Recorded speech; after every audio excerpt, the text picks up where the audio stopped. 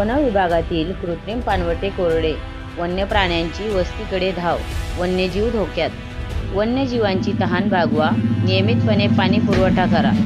Doctor Ganesh Dhawale, Beed प्रतिनिधी. सध्या उन्हाचा पारा वाढत असल्याने बाष्पीभवनाचा वेग मोठ्या प्रमाणात वाढला आहे. नैसर्गिक पाणी स्रोत असलेला तलाव, साठवण तलाव आणि धरणातील पाण्याची पातळीही मोठ्या प्रमाणात घटली आहे. परिणामी बीड तालुक्यातील करचुंडी वनक्षेत्र अंतर्गत बेलगाव, पिंपरनई, फुकेवाडी, सोमनाथवाडी परिसरातील वनक्षेत्रातील कृत्रिम पाणवठे कोरडे पडले आहेत. यामुळे हरिण, मोर, लांडोर, वानर आदी वन्यजीवांना पिण्याच्या पाण्याची तीव्र टंचाई भासत असून ते पिण्याच्या पाण्याच्या शोधात मानवी वस्तीकडे तसेच गाव तलावांकडे धाव घेत असल्याचे चित्र सध्या दिसून येत आहे. वन विभागाने तयार केलेले अनेक कृत्रिम पाणवठे कोरडे ठाक पडले असून त्यामध्ये नियमितपणे पाणी सोडले जात नाही.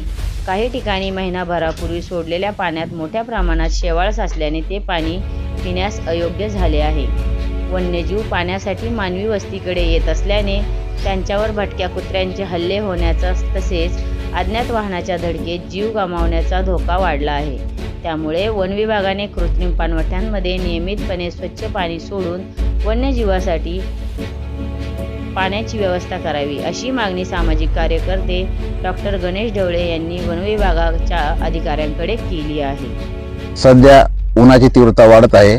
नैसर्गिक स्रोत जे आहेत ते आटत चाललेले आहेत. बीड तालुक्यातील करचुंडी वनक्षेत्रांतर्गत आपण जे पाहतो, वन विभागामध्ये जो पाणवठा आहे तो कोरडा ठाक आहे. या ठिकाणी नियमित पाणी सोडलं जात नाही. वन विभागामार्फत कोट्यवधी रुपयांचा खर्च केवळ कागदोपत्री दाखवला जातो. हरिण असेल, लांडोर असेल, मोर असेल, हे वन्यजीव पाण्याच्या शोधासाठी मानवी वस्तीकडे धाव घेतात आणि धाव घेत असताना कुत्र्याच्या हल्ल्यात असतील किंवा जसं लिंबाणसमध्ये महिन्याभरामध्ये 2 काळवीट वाहनाच्या धडक्यामध्ये जखमी झाले. त्यामुळे आमची अशी मागणी आहे वन विभागाला की याकडे गांभीर्यानं पाहिलं पाहिजे आणि नियमितपणे या पाणवठ्यांमध्ये पाणी पुरवठा केला पाहिजे, जेणेकरून वन्यजीव मानवी वस्तीकडे धाव घेणार नाहीत आणि त्यांचे प्राण वाचतील.